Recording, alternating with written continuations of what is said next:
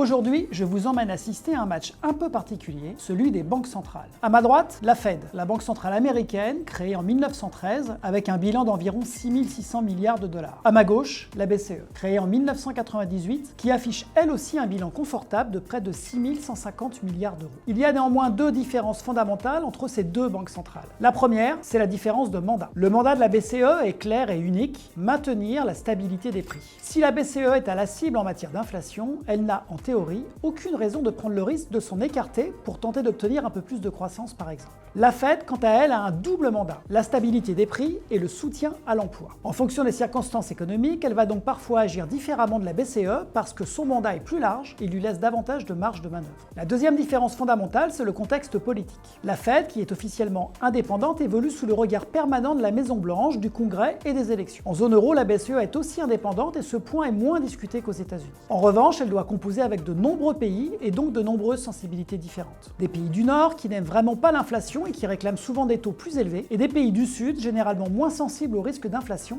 qui préfèrent des politiques plus accommodantes avec des taux plus bas. Alors, qui gagne le match? Sur la maîtrise de l'inflation, actuellement, c'est sans conteste la BCE. Mais historiquement, la Fed, avec son double mandat et sa capacité à réagir vite, est souvent considérée comme plus réactive et comme celle qui donne le la de la politique monétaire mondiale.